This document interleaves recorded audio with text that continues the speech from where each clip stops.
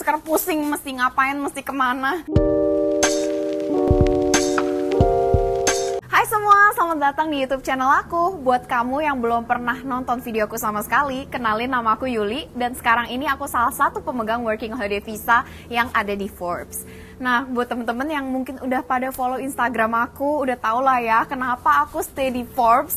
Karena aku sempet kerja di sebuah grand company. Kalian gak salah denger, sempet guys. Berarti hubungan aku sudah berakhir dengan grand company ini. Tapi di sini aku akan nge-spill ya teman-teman, kayak apa sih kesulitan-kesulitan aku saat bekerja dan kenapa aku itu cuma sebentar kerja di sini. Aku bakal kasih tau semuanya. Tapi sebelum aku mulai, teman-teman jangan lupa untuk subscribe dan hit the bell button dulu. Dan kalau misalnya kalian juga kepengen tahu ya info-info lebih lanjut soal Australia, lebih cepet, kalian bisa follow aja Instagram dan juga TikTok account aku. Karena di sana aku akan update-nya lebih cepet daripada di YouTube. Oke, sebelum aku ceritain apa sih lika-liku pekerjaan aku di Grand Company ini, aku bakal jelasin sedikit ya. Sebenarnya Grand Company ini tuh apa sih, ngapain gitu ya. Jadi secara garis besar Grand Company ini tuh bekerja untuk menerimain si grand-grandnya ini daripada grower dan juga nanti akan didistribusikan kepada pembeli. Apa aja sih pekerjaan yang bisa kamu tahu yang ada di dalam Grand Company ini? Nah, yang pertama itu ada pekerjaan sebagai Grand Handler. Grand Handler ini tuh bekerja untuk nerimain secara langsung grand-grandnya itu sendiri. Jadi kalau misalnya kamu emang lebih suka pekerjaan fisik, ini bakal jadi pekerjaan yang cocok buat kamu. Yang kedua ada sample stand.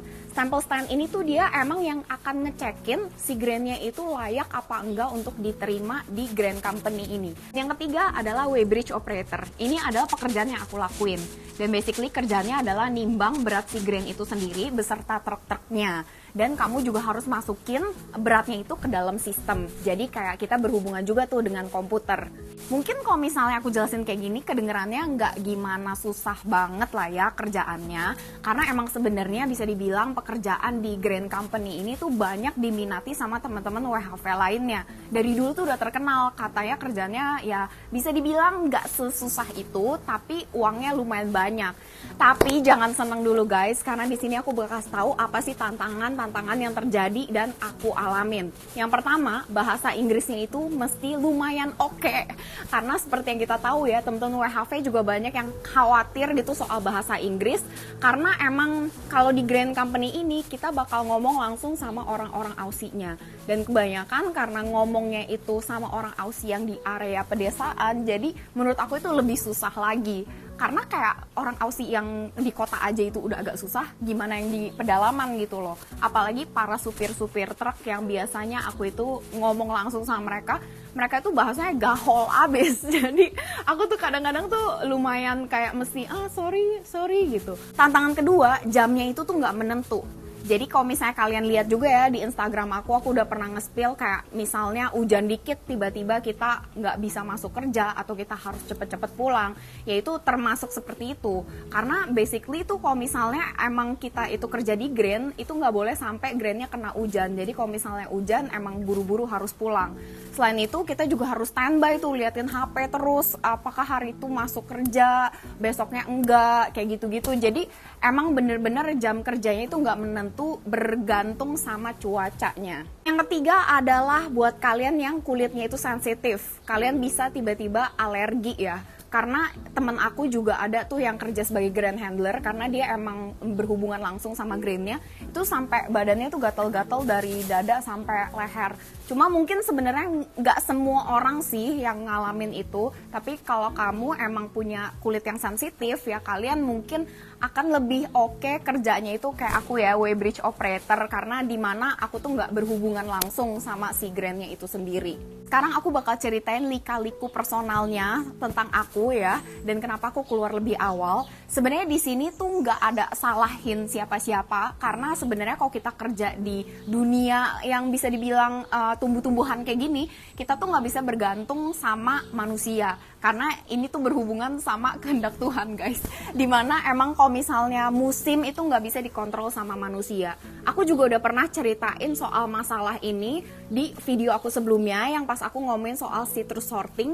Jadi kalau teman-teman pengen tahu juga nih soal kegiatan, soal tantangan aku pas kerja di citrus sorting, kamu juga bisa lihat video aku yang ada di atas ini.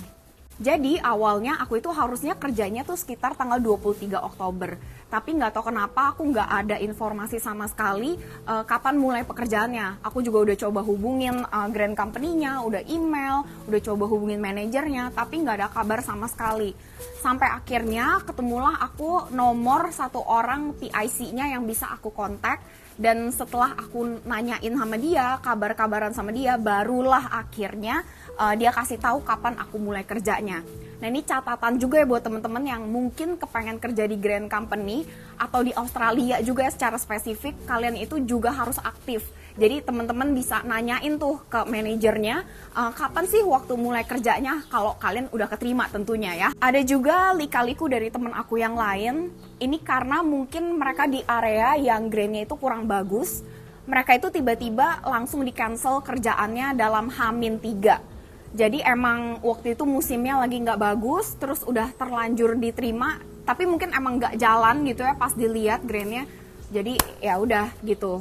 Dan ini emang hal yang mesti kalian prepare juga kalau misalnya kerja di area pertumbuhan ya, karena mungkin aja tiba-tiba ada something yang nggak bisa dikontrol tadi itu, dan akhirnya mengharuskan kalian untuk kerjaannya di cancel. Dan ada satu problem lagi, aku punya beberapa temen Indo yang mereka udah jauh-jauh datang ke sini, tapi sama tiba-tiba kerjaannya di cancel juga.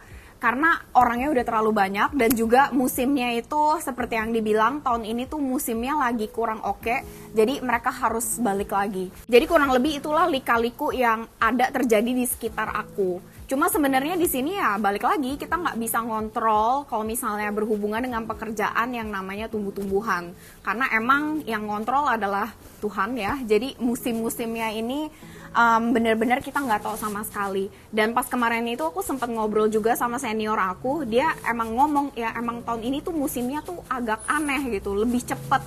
Dan kalau misalnya dibandingin sama tahun-tahun sebelumnya sebenarnya tuh nggak sampai secepat ini. Dan ini juga alasan kenapa aku berakhir hubungannya dengan si grand company ini.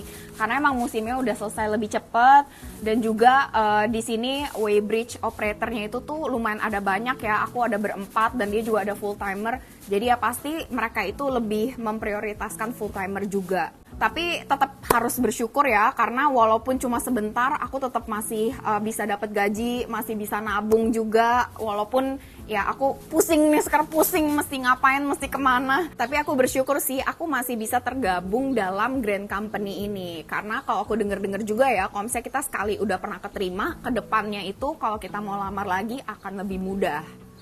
Jadi balik lagi nih ke teman-teman, apakah teman-teman mau coba masuk ke grand company ini atau enggak? Itu terserah kalian, karena ya kalau misalnya musimnya lagi bagus, nabungnya itu oke banget teman-teman. Oke, sekian itu aja untuk cerita-cerita aku hari ini. Buat teman-teman yang pengen belajar lebih lanjut juga nih soal Australia, kalian jangan lupa untuk subscribe Instagram aku, karena di situ aku bakal kasih informasi-informasi lebih detail yang pastinya aku nggak kasih tahu di konten-konten reguler aku. Kalau gitu sekarang aku pamit dulu, sampai jumpa di video-video selanjutnya. Bye-bye!